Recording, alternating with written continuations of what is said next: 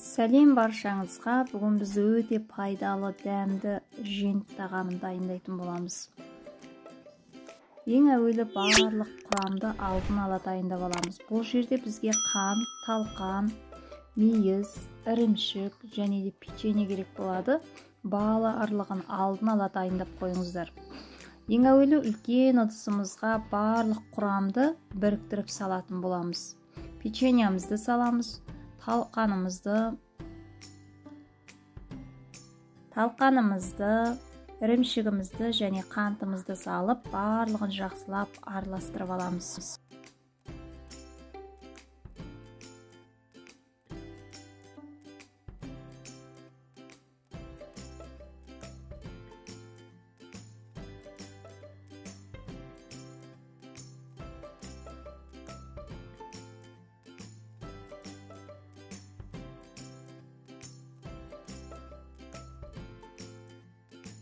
Қантымызды салып, барлығын толықтай бір араластырып аламыз.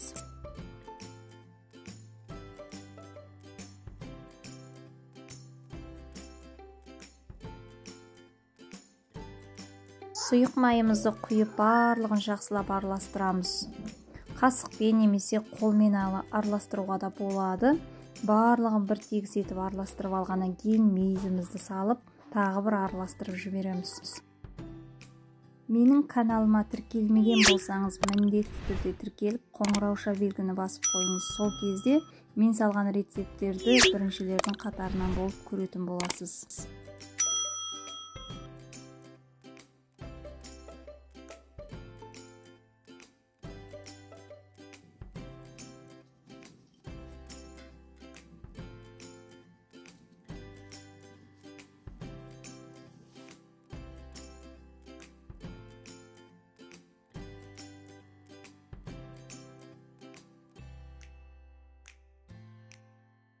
Мінекей осындай өте дәмді, пайдалы жент тағамымыз да дайын болды.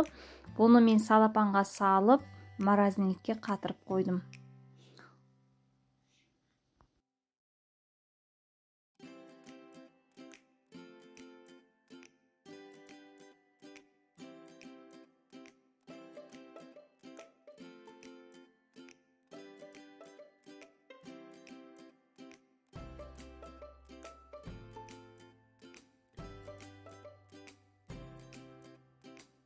Осыменен қоспамыз дайын. Мен осылай салапанға салып, барлығын мұздатқышқа қатырып қойдым.